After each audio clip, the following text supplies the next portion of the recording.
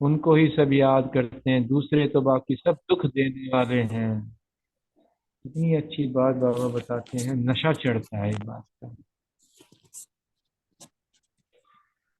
शांति, आप वो जो बात कर रहे थे ना, कि स्त्रियों के लिए और पुरुषों के लिए जो बाबा ने बोला है आज, तो एक्चुअली जैसे कोई लेडी कमाती है ना, तो फिर उसको वो भी लगता है कि अधिकार मेरे हस्बैंड का ही है ना। और हस्बैंड, अगर लेडी नहीं कमा रही है और हस्बैंड कमा रहा है, तो जैसे बोला जाता है कि हाफ पार्टनर तो वाइफ है। तो इसीलिए वो जो भी करता है उसका शेयर वाइफ को मिलेगा ही मिलेगा, है ना। ये तो लौकिक जीवन में भी है। लेकिन अगर वाइफ अकेले कर रही है, अपने बेसिस पे कर रही है, तो यहाँ पर जैसे बाबा ने बताया कि उसमें जैसे स्त्री धन कहा जाता है ना, गहने होते हैं, कुछ होते हैं, तो कोर्ट्स भी किसको देते हैं, वो वाइफ वाइफ के ही नाम पे होता है, वो हस्बैंड उसको नहीं एक्वायर कर सकता।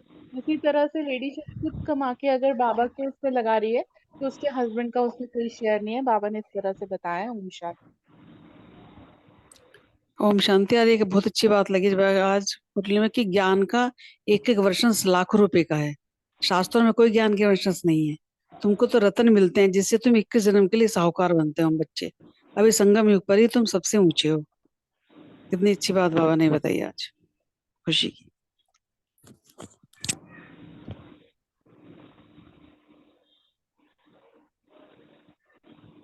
ओम शांति।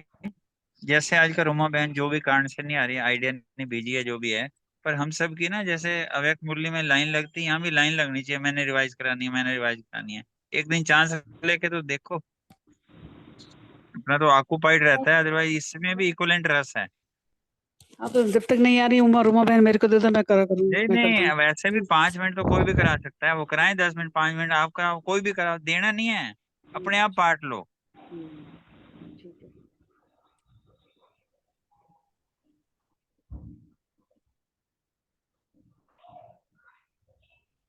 ओम शांति। मुझे लग रहा है कि हम लोग वैसे भी इतने पार्टिसिपेंट्स तो है नहीं, 6 हैं, तो पूरे एक हफ्ते का हम कर ही सकते हैं, है ना। नंबरवार जैसे अव्यक्त वाणी को है, बिल्कुल तो कल से करें, और 5 मिनट भी कर लें तब भी मेरे ख्याल बहुत रस है। वो ठीक है जो वो डिटेल में कर रहे हैं, लेट हर डू। पर 5 5 मिनट का हम ले लें, जैसे बीच में एक आध बार मैंने चांस लिया था ना कि 55 से, आई मीन 7:55 से 8 बजे तक एक एक बाई टर्न ले लें, उनको वो कराएं, कोई अर्ज नहीं। बाकी हाँ, वो उसमें अपना। सबका हाँ जी। सबका चांस हो जाएगा और नवीनता भी हो जाएगी। हाँ, आज ये टर्न इनके बना दो। चलिए, अब ये किसी और को साकार वाणी का शेयर करना है, नहीं तो शुरू करते हैं अव्यक्त वाणी।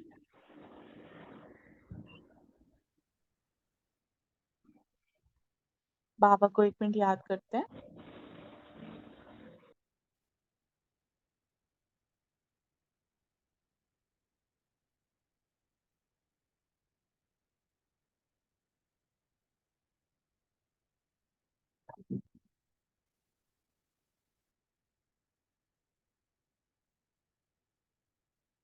शांति।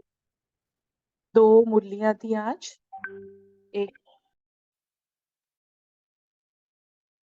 फरवरी 1976, तो उससे पहले हम शुरू करेंगे। तो जो 3 तारीख की मुरली है, धर्म और कर्म का कंबाइंड रूप। बाबा ने इसमें मेनली बोला कि धर्म और कर्म को अलग माना जाता है ना, कि दोनों को आप मिक्स नहीं कर सकते। जो धर्म वाले हैं वो कर्म सन्यासी होते हैं, और जो कर्म के हिसाब से कर्म को ही पूजा मानते हैं, वर्क इज वर्शिप, तो वो कहते हैं कि धर्म का इसमें कोई लेना देना नहीं है ना। जैसे वेस्टर्न कंट्रीज में देख लीजिए, तो वो वर्क के पीछे, डेवलपमेंट के पीछे रिलीजन को मान्यता नहीं। और यहाँ पर देखें तो सन्यासियों को, तो वो कर्म से जैसे सन्यास ले लिया। तो ये दोनों चीज, लेकिन बाबा ने जैसे हमको सिखाया कि प्रवृत्ति में रहते भी निवृत्ति मार्ग को आप कैसे जीवन में अपना सकते हैं, उस चीज के ऊपर बाबा ने ये बहुत सुंदर एग्जाम्पल्स के साथ ये मुरली सुनाई है। बाबा ने बोला कि धर्म और कर्म जो है आजकल की दुनिया में विशेष गाए जाते हैं। धर्म और कर्म ये दोनों ही आवश्यक हैं, लेकिन आजकल धर्म वाले अलग, कर्म वाले अलग हो गए हैं। कर्म वाले कहते हैं कि धर्म की बातें ना करो, कर्म करो, और धर्म वाले कहते हैं कि हम तो है ही कर्म सन्यासी। लेकिन संगम पर ब्राह्मण धर्म और कर्म को कंबाइन करते हैं। ये संगम युग की विशेषता है, ब्राह्मणों की विशेषता है, जो बाबा ने सिखाया है ये। क्योंकि यहाँ के जो नियम है, यहाँ धर्म का मतलब धारणा बाबा कहता है, और ये सतयुग की यहाँ पे पूरी धरोहर यहीं से बन रही है। तो इसीलिए धर्म और कर्म को कंबाइन बाबा ने बताया। तो सारे दिन में धर्म और कर्म कंबाइंड रूप में रहते हैं। धर्म का अर्थ है दिव्य गुण धारण करना, सब प्रकार की धारणाएं, ज्ञान स्वरूप की, दिव्य गुणों की, व याद स्वरूप की धारणा, है ना। तो कोई भी धारणा उसको धर्म कहते हैं। तो सारे दिन में चाहे वैसे भी जिम्मेवारी का कर्म हो, स्थूल कर्म हो, साधारण कर्म हो, या बुद्धि लगाने का कर्म हो, लेकिन हर कर्म में धारणा अर्थात कर्म और धर्म कंबाइंड रहता है। मेजॉरिटी की रिजल्ट क्या है? वैसे कहावत है कि एक बयान में दो तलवारें नहीं रह सकती, अथवा एक हाथ में दो लड्डू नहीं आते, लेकिन संगम पर असंभव बात भी संभव हो जाती है।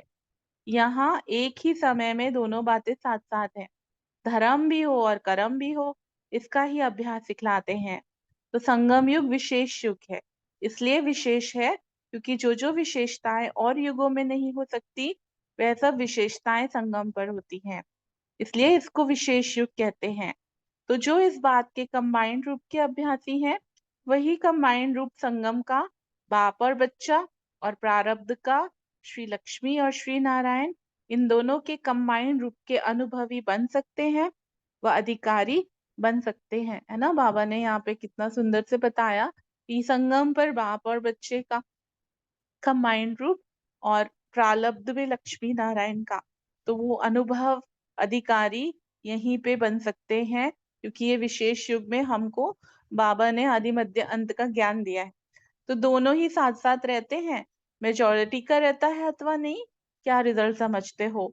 सब अभ्यास में लगे हुए हो। जब तक निरंतर कंबाइंड रूप हो जाए, तब ही प्रारब्ध का कंबाइंड रूप श्री लक्ष्मी श्री नारायण का धारण कर सकेंगे। कर्म में यदि धर्म कंबाइंड नहीं, तो साधारण कर्म रह गया ना। इसलिए हर कर्म में धर्म का रस भरना चाहिए। यह चेक करना पड़े कि धर्म और कर्म दोनों साथ हैं, अथवा धर्म और को किनारे कर कर्म कर रहे हैं, या धर्म के समय कर्म को किनारे तो नहीं कर देते। मेनली तो धर्म यही है ना, कर्म करते भी बाबा की याद और कर्म करते भी हम अपने दिव्य गुणों में आत्मिक स्थिति में स्थित रहेंगे, तो वही धर्म है। तो यह भी निवृत्ति हो गई। जैसे निवृत्ति मार्ग में अकेले हैं, प्रवृत्ति अर्थात कंबाइंड, तो जबकि आदि पाठ से कंबाइंड है। प्रवृत्ति प्रवृत्ति मार्ग वाले हैं, तो पुरुषार्थ में भी प्रवृत्ति का पुरुषार्थ हो, निवृत्ति मार्ग का ना हो, अर्थात अकेला ना हो। जैसे वे छोड़कर किनारा कर चले जाते हैं, इस रीति धर्म को छोड़ कर्म में लग गए, यह भी निवृत्ति मार्ग हो गया। तो सदा प्रवृत्ति मार्ग रहे, है ना, बाबा और मैं सदा कंबाइन। तो ऐसा अभ्यास जब सबका संपन्न हो जाए, तब समय भी संपन्न हो, क्योंकि प्रवृत्ति मार्ग के संस्कार पुरुषार्थी जीवन में भरने हैं। तो अभी से यह कंबाइंड रूप के संस्कार नहीं भरेंगे, तो वहां कैसे होंगे? वंडरफुल प्रवृत्ति मार्ग है ना। धर्म और कर्म का प्रवृत्ति मार्ग कहो, या कर्म और योग का प्रवृत्ति मार्ग कहो, बात एक ही हो जाती है। अच्छा, ओम शांति। तो अभी जो फर्स्ट मुरली के प्रश्न उत्तर है वो कर लेते हैं। तो सबसे पहले जो प्रश्न है वो अशोक भाई। ओम शांति। बाबा ने पूछा है कि संगम युग पर ब्राह्मण धर्म और कर्म को कंबाइंड करते हैं, स्पष्ट करना जी। सही बात है, आज की इस दुनिया में अगर देखा जाए तो धर्म और कर्म दोनों है तो विशेष ही, लेकिन दुनिया वाले धर्म और कर्म को जो है अलग अलग रूप से मानते हैं। धर्म को वो स्थूल रूप में ले लेते हैं, और कर्म को वो सन्यासी वाली बात आ जाती है, वो अपने कर्मों को छोड़कर सन्यास ले लेते हैं, तो इसलिए वो सन्यासी बन गए। लेकिन बाबा के बच्चे जो संगम युग पे जब बाबा का जो ज्ञान मिलता है, बाबा के जो बच्चे हैं ब्राह्मण बच्चे, वो कर्मों को धर्मानुसार करते हैं, अर्थात उसको कंबाइंड स्वरूप में करते हैं, जो भी धर्म में।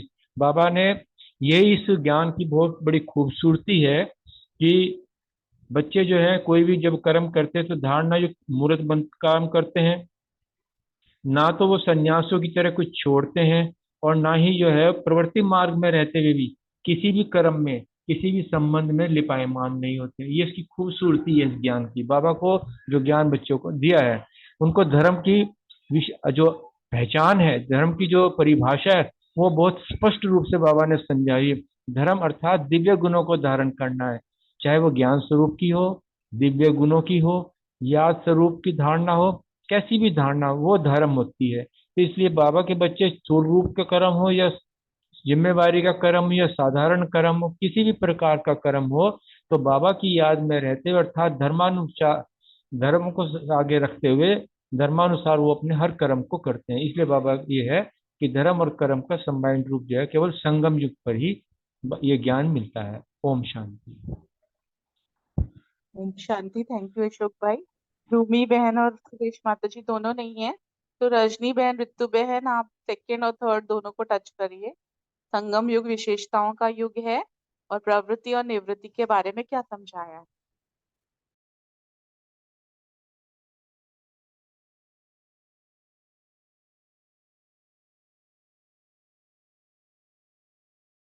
ओम शांति।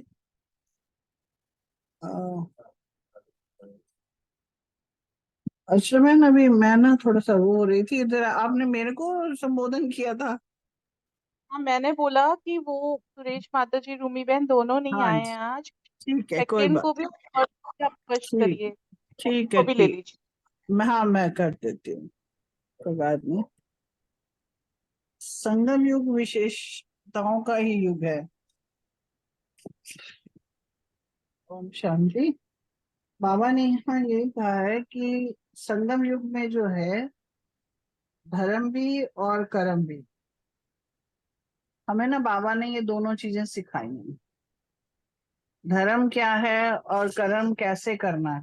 पहले हमें आता ही नहीं था कि कर्म तो हम कर ही रहे थे, मगर वो कर्म को किस तरह से करना है, दिव्य गुणों से भर के जब करते हैं, काम अभी भी वही हो रहे हैं, मगर बाबा कहता है कि उसको जब दिव्य गुणों में ले आते हैं तो वो विशेषता हमें बाबा ने दे रखी है, क्योंकि ज्ञान दिया, बाबा को कंबाइन कर लिया हमने, उससे पावर ले लेते हैं। तो वो कंबाइंड रूप का जो है ना, यानी कि हमें, मेरा जब बच्चा अनाथ होता है ना, तो उसके लिए पावर उतनी कम होती है, मगर जब बाप मिल जाता है तो उसके ऊपर पावर आ जाती है कि छत्र छाया मेरे पास है, वो शक्तियां मिल जाती हैं उसको। और फिर उसको वो प्राप्तियां, क्योंकि वर्षा भी तभी मिलता है हमें, क्योंकि बाप मिल गया तो उसकी जायदाद मेरी जायदाद है, तो वो वर्षा भी हमें मिल जाता है। तो वो वर्षा जब मिलता है तब हम अधिकारी बन जाते हैं, जो बताया गया है। लक्ष्मी और नारायण के लिए कंबाइंड रूप का जो अनुभव है ना, वो दोनों साथ साथ में हो सकता है। तो संगम युग की एक विशेषता बताई गई है, तो दोनों बातें साथ साथ हमें करनी है। और उसका अभ्यास भी जो है कंबाइंड रूप में जब करते हैं ना, तो वो प्रारब्ध में हमें मिल जाता है। मगर चेक यहाँ पे ये होता है कि एक्चुअली अक्सर हम जब कभी बात करते हैं ना, जो बहुत बिजी है या काम में बहुत, जिनको काम करना है, बिजनेस है, उनको बोलो आप पूजा करते हो, तो वो अक्सर कहते हैं जी काम हमारी पूजा है, उनका यही रिप्लाई आता है। बिल्कुल ठीक है, काम हमारी पूजा है, मगर वो काम किस तरह से कर रहे हैं, किस भावना से कर रहे हैं, क्या वो, और एक्चुअली क्या है। और दूसरा, धर्म की तरफ जब जाते हैं, देखते हैं, तो धर्म में जो भी चल रहे हैं, तो धर्म अपने, एक धर्म होती है धारणा करनी दिव्य गुणों की। जब हम दिव्य गुण धारण करते हैं, ज्ञान स्वरूप में धारणा करते हैं, तो वो धारणाएं हमारी जो है राइट जिसको कहते हैं, वो कर्म में यूज होती हैं। मगर जो धर्म वाले हैं, वो कहेंगे कि हमारे यहाँ ये होता है। उनकी एक पर्टिकुलर क्या कहते हैं कि कट्टरवादिता आ जाती है, जिससे कि वो धर्म और कर्म में अंतर आने लग जाता है। तो धर्म हमारा जी, हम तो यही करेंगे, दूसरे वाले कहते हैं हम ये करेंगे, तो धारणाएं जो हैं वो डिफरेंट उनकी हो जाती हैं, तो उसमें प्रॉब्लम आ जाती है। मगर अब नेक्स्ट जो है, धर्म और कर्म दोनों के लिए बाबा ने जो कहा है, जो सन्यासी हैं, बाबा ने कहा ना, कितनी बार हमारे मुरलियों में भी आता है, जो सन्यासी हैं, जो पवित्र ब्रह्मचर्य तो धारण करते हैं, वो एक लिमिट में रहते हैं। मगर हमारा जो सन्यास है, हमारा सन्यास विकारों से है। वो अपने घर बार को छोड़ के, पति पत्नी, पति को छोड़ दिया, बच्चों को छोड़ दिया, काम को छोड़ दिया, और बस बैठ गए पूजा करने के लिए।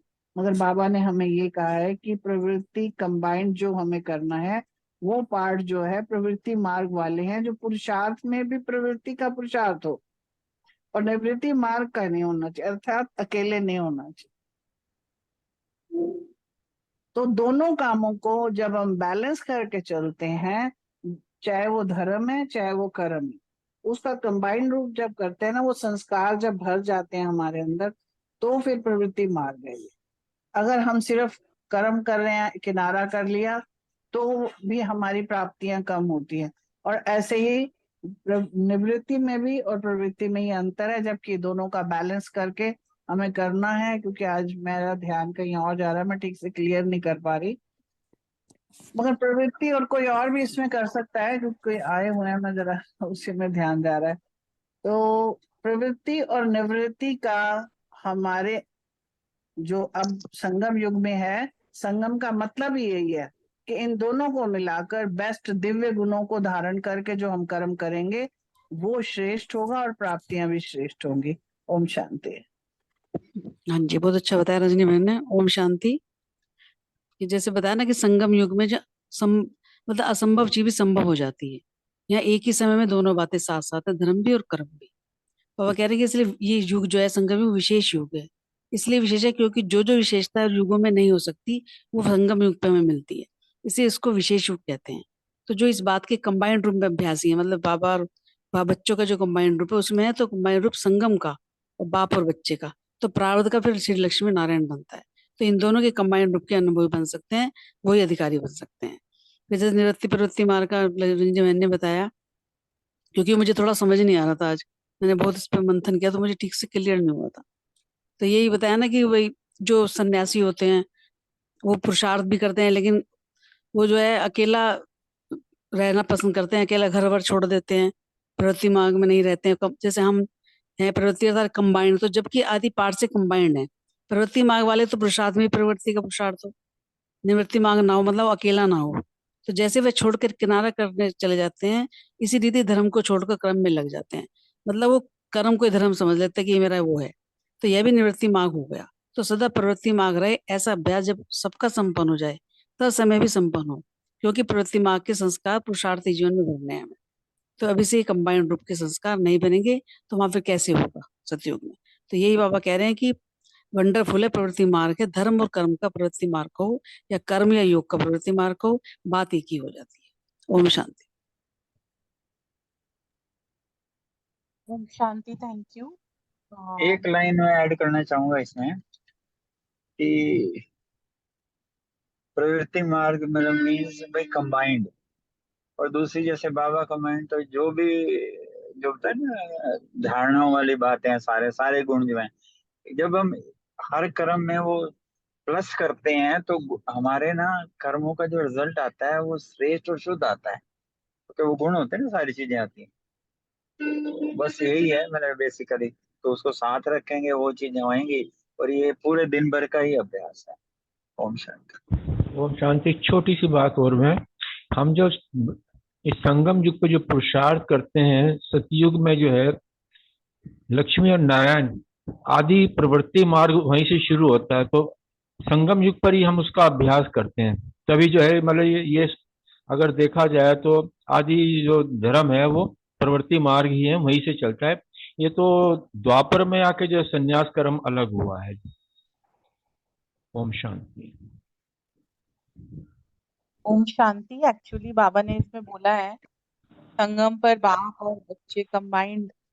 तो ये हम जब हमारी स्मृति रहती है ना, और फिर हम जो भी कार्य कर रहे हैं, चाहे हम घर में कर रहे हैं, बाहर कर रहे हैं, कुछ भी कर रहे हैं, तो फिर वो सेवा अर्थ हो जाता है। तो इसीलिए बाबा ने ये बोला है कि आप ये मतलब प्रवृत्ति निवृत्ति का जो बाबा ने आज बताया है ना, उसका सार मुझे ये लगा कि हम जो भी कर्म कर रहे हैं वो अब सेवा है, तो कोई हमारे स्वार्थ अर्थ नहीं है। इसीलिए यहाँ पे प्रवृत्ति और निवृत्ति कंबाइंड है कि हम अपने मैंपन से निवृत्त हैं, ट्रस्टी होके कर रहे हैं, और बाबा की कंबाइंड होके कर रहे हैं, तो हमको फल भी उसी हिसाब से। तो नेक्स्ट होगी 6 तारीख की, राइट एंड लेफ्ट हैंड बाबा के सहयोगी बच्चे, क्योंकि दोनों प्रकार के होते हैं। और राइट हैंड बच्चे ज्यादा प्रिय है, क्योंकि जब भी कोई विशेष कार्य होता है या यज्ञ आदि होता है, पूजा कुछ भी अर्पण करना होता है, तो राइट हैंड का ही महत्व बताए। तो अब राइट हैंड और लेफ्ट हैंड क्या है? तो बाबा कह रहे हैं कि रात को दिन में परिवर्तन करने वाले, पुराने को नया बनाने वाले, विश्व परिवर्तक, विश्व के हितकारी और विश्व कल्याणी बाबा बोले, बाप दादा सभी बच्चों को आज विशेष अपने सहयोगी रूप में देख रहे हैं। बाप के सहयोगी स्वरूप का अपना यादगार जानते हो? वह देखा है? कौन सा है? सहयोगी स्वरूप भुजाओं के रूप में दिखाया है। जैसे शरीर के विशेष कार्यकर्ता भुजाएं हैं, वैसे बाप दादा के कर्तव्य में कार्यकर्ता निमित्त रूप में आप सब बच्चे हैं, है ना? बाबा की भुजाएं हैं हम बच्चे। सदैव बाप के सहयोगी अर्थात स्वयं को बाप की भुजाएं समझ कार्य करते हो। भुजाओं में भी राइट और लेफ्ट होता है। ऐसे कर्तव्य में सदा यथार्थ रूप में साथ निभाने वाले साथी को व मददगार को भी कहा जाता है कि यह हमारा राइट हैंड है। तो एक है राइट हैंड, दूसरे है लेफ्ट हैंड। लेकिन सहयोग की शाखा बाप ब्रह्मा की अनेक भुजाएं प्रसिद्ध है। राइट हैंड कहते हैं, हैंड तो सभी हो, बिना हैंड के कार्य सिद्ध नहीं। इसलिए साकारी दुनिया में कहावत भी है, इस कार्य में अंगूठी देना व इस कार्य में हाथ बटाना। तो हाथ अर्थात बाहों की सब नंबरवार है। राइट हैंड की विशेषता सदा स्वच्छ अर्थात शुद्ध और श्रेष्ठ है। जैसे कोई भी श्रेष्ठ व शुद्ध कार्य शरीर के राइट हैंड द्वारा ही किया जाता है, ऐसे बाप दादा के सहयोगी राइट हैंड सदा बोल में, कर्म में और संपर्क में श्रेष्ठ और शुद्ध अर्थात प्योर रहते हैं, है ना? अभी अगर हम बच्चे अपने आप को देखें, तो अभी हमको पता चल जाएगा कि हम राइट हैंड है कि लेफ्ट हैंड है, क्योंकि बाबा कह रहा है कि जो राइट हैंड है उनके बोल में, सदा बोल में, कर्म में और संपर्क में श्रेष्ठ और शुद्ध अर्थात प्योर रहते हैं उनके, अर्थात सदा श्रेष्ठ कार्य अर्थ स्वयं को निमित्त समझकर चलते हैं। जैसे भुजाओं द्वारा कार्य कराने वाली शक्ति आत्मा है, भुजाएं करनहार है और आत्मा करावनहार है, ऐसे ही राइट हैंड सहयोगी सदैव अपने करावनहार बाप को स्मृति में रखते हुए निमित्त करनहार बनते हैं। स्वयं को करावनहार नहीं समझते, इसलिए उनके हर कर्म में न्यारेपन, निरहंकारीपन और नम्रतापन के नव निर्माण की श्रेष्ठता भरी हुई होगी, है ना? तो यहाँ पे 4N बोले हैं बाबा ने, न्यारेपन, निरहंकारीपन, नम्रतापन, नव निर्माण। हर सेकेंड, हर संकल्प संपूर्ण पवित्र अर्थात स्वच्छ होगा, जिसको सच्चाई और सफाई कहते हैं। राइट हैंड विशेष शक्तिशाली होते हैं। वैसे कोई भी विशेष बोझ उठाने के लिए राइट हैंड ही उठाया जाता है। ऐसे राइट हैंड सहयोगी आत्मा सदैव विश्व कल्याण, विश्व परिवर्तन के कार्य में के जिम्मेवारी का बोझ अर्थात रिस्पॉन्सिबिलिटी अति सहज रीति से उठा सकते हैं, अर्थात वे अपने को रिस्पॉन्सिबल अनुभव करेंगे, सदा मास्टर सर्वशक्तिवान की स्थिति अनुभव करेंगे। राइट हैंड की विशेषता कार्य की गति में अर्थात स्पीड में तीव्रता होती है। ऐसे ही राइट हैंड सहयोगी आत्मा भी हर सब्जेक्ट की धारणा में व प्रैक्टिकल स्वरूप को लाने में तीव्र पुरुषार्थी होंगे, सदा एवर रेडी होंगे। यह है राइट हैंड की विशेषता। लेफ्ट हैंड सहयोगी सदा रहते हैं, लेकिन स्वच्छता के साथ साथ अस्वच्छता अर्थात संकल्प, वाणी और कर्म में कभी कभी कुछ न कुछ अशुद्धि भी रह जाती है, अर्थात संपूर्ण स्वच्छ नहीं। पुरुषार्थ की गति में भी तीव्रता कम रहती है, करेंगे सोचेंगे, लेकिन लेफ्ट अर्थात लेट करेंगे, साथ देंगे, कार्य करेंगे, लेकिन पूरी जिम्मेवारी उठाने की हिम्मत नहीं रखेंगे। सदा उल्लास हिम्मत रखेंगे, लेकिन निराधार नहीं होंगे ना। तो उनकी स्टेज बहुत समय वकील अर्थात लॉयर की होती है। कायदे ज्यादा सोचेंगे लेकिन फायदा कम पाएंगे, है ना। वो कर मतलब सेवा में सहयोगी भी है, मददगार है।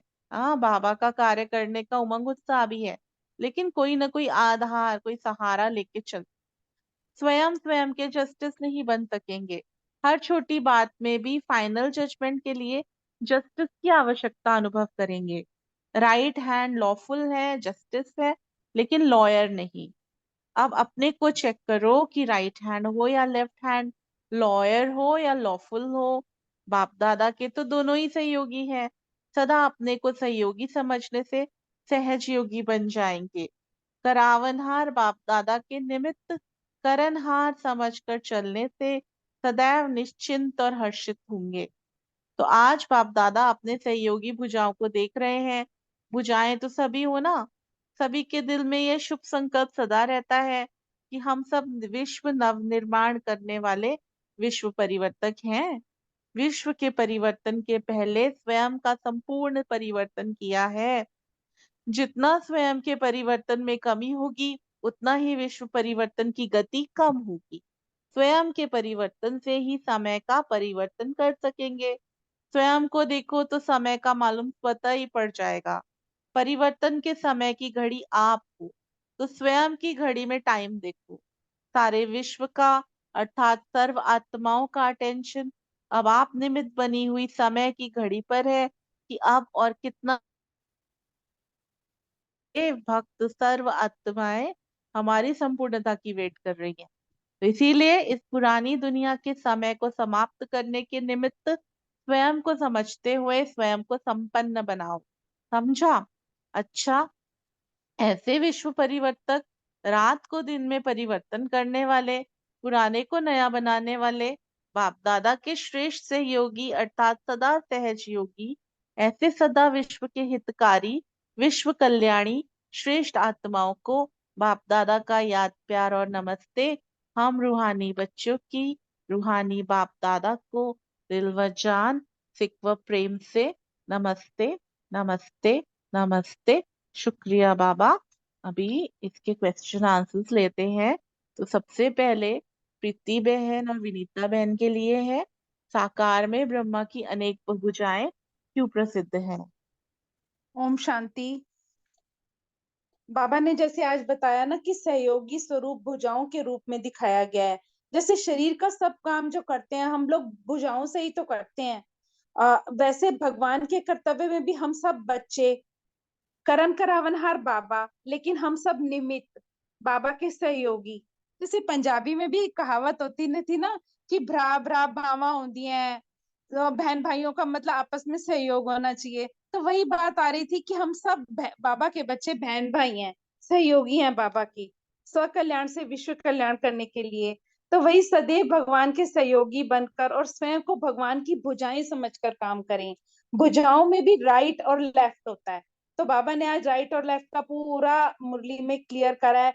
ऐसे ही कर्तव्य में सदा यथार्थ रूप में साथ निभाने वाली, साथी को मददगार भी कहा जाता है। तो जो मददगार होता है वो अपने आप से हमारा राइट हैंड लगता है। तो एक है राइट हैंड, दूसरा है लेफ्ट हैंड, सहयोगी दोनों ही होते हैं। इसलिए साकार ब्रह्मा को बाबा ने कहा कि ये अनेक भुजाओं के रूप में प्रसिद्ध है। ओम शांति। ओम शांति। बहुत सुंदर विनीता बहन। जैसे ये प्रश्न है कि साकार में ब्रह्मा की अनेक भुजाएं क्यों प्रसिद्ध है। साकार में ब्रह्मा की अनेक भुजाएं, जो हम ब्राह्मण बच्चे हैं, ये बाबा की अनेक, ब्रह्मा बाबा की अनेक भुजाएं ही तो है जो विश्व परिवर्तन में बाबा के सहयोगी हैं। क्योंकि भुजाओं का मतलब ही सहयोगी होता है, और सहयोगी, क्योंकि हर कर्म के लिए भुजाओं की जरूरत होती है, तो बाबा को भी हम बच्चों की जरूरत है।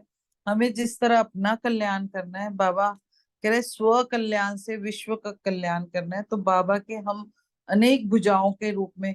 फिर आगे ये भी बताया कि एक एक उंगली का सहयोग, जैसे एक एक उंगली के सहयोग से कृष्ण जी ने वो पर्वत उठा लिया था, तो इसी तरह बाबा हम बच्चों की छोटी छोटी मदद से हमारे थ्रू विश्व कल्याण का, विश्व परिवर्तन का कार्य कराने चाहते हैं।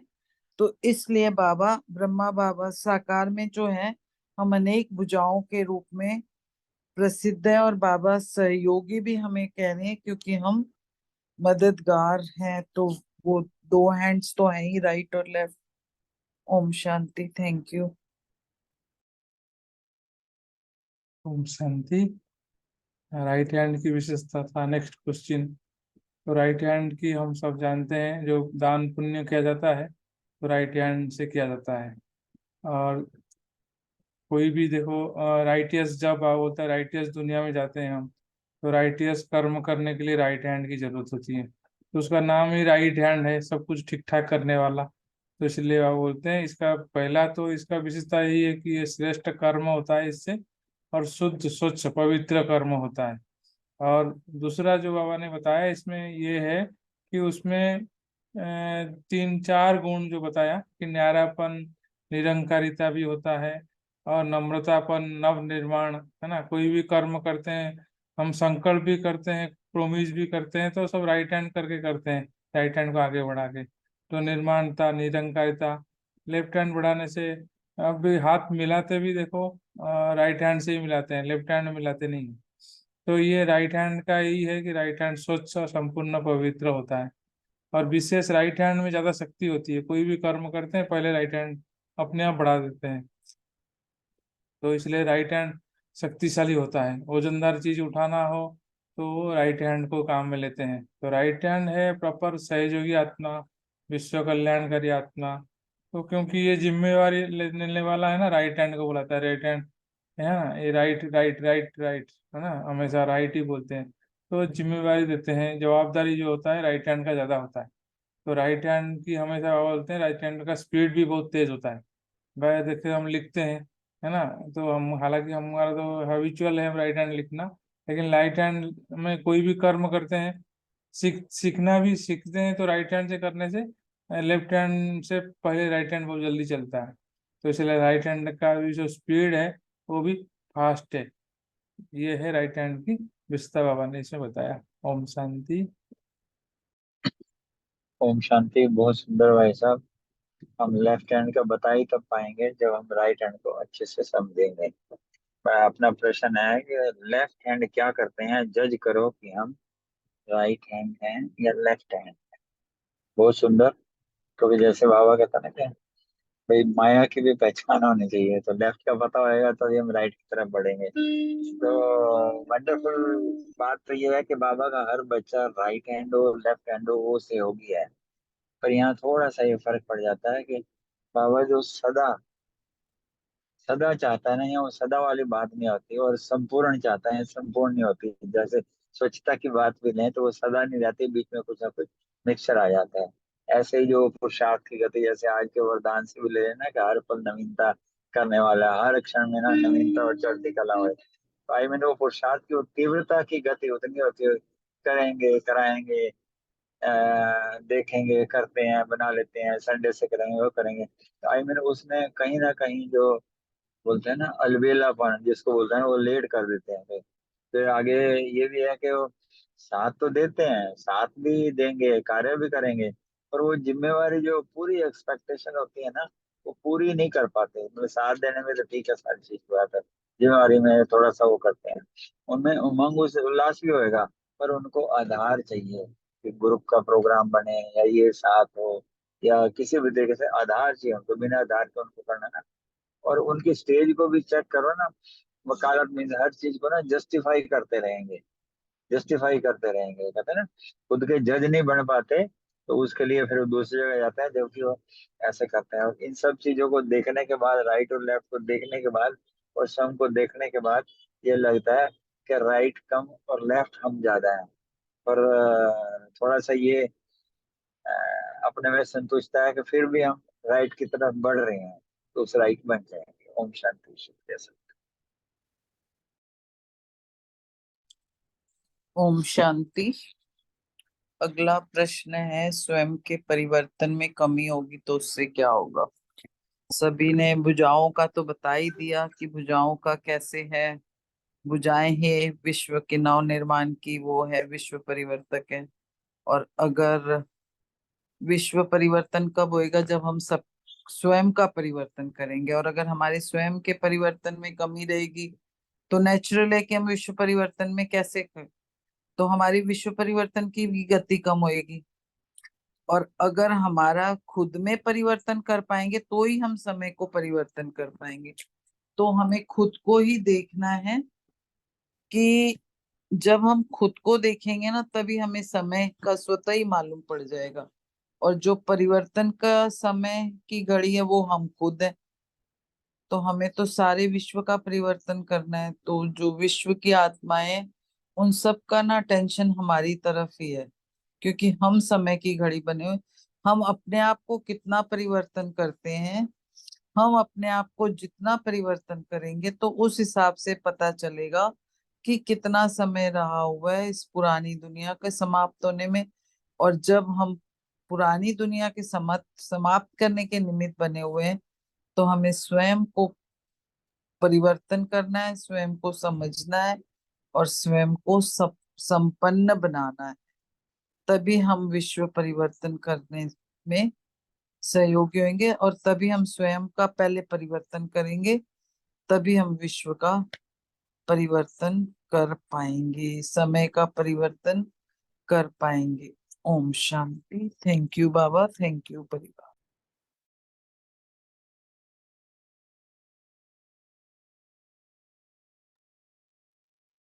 ओम शांति।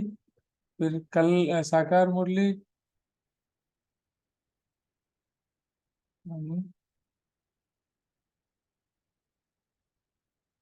कल तो इसे सुरेश मैं ले माता। लूं ओम शांति, मैं ले लूं? मैं भी कर सकती हूँ मनीष जी, बता दीजिए। हाँ, सुरेश माता जी तो नहीं आ रहे हैं, तो कल अव्यक्त मुरली भी किसी को लेना पड़ेगा।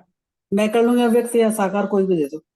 हाँ, अब अभ्यस्त करना हो तो कर लो, प्रीति ठीक बहन है, साकार कर लेंगे। हाँ, ठीक है, ठीक है भाई जी, ठीक है, मैं ठीक कर लूँ। ठीक है, मैं साकार ले लूंगी, रितु बहन अव्यक्त हाँ ले जी, लेंगे। हाँ जी, ठीक ठीक है, ठीक है। ठीक। ओम शांति। ओम शांति। कल कुछ लोग तो जो है उसमें जो है मैं भी हूँ, और कौन कौन जा रहे हैं कल? अच्छा, कल हम नहीं जा रहे हैं, और कौन? मैं तो कल मॉर्निंग में जाऊंगा। अच्छा, ठीक है।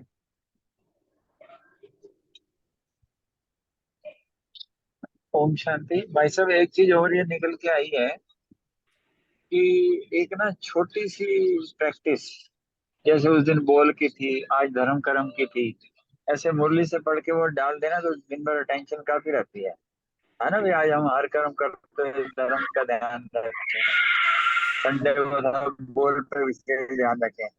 तो ये भी जो अव्यक्त मुरली ने वो सुबह डाल दे, एक लाइन वाली भाई, कोई भी अभ्यास में भी ज्ञान योग का टेंशन का हो सकता है, तो पुरुषार्थ में वृद्धि आएगी। हाँ, ठीक।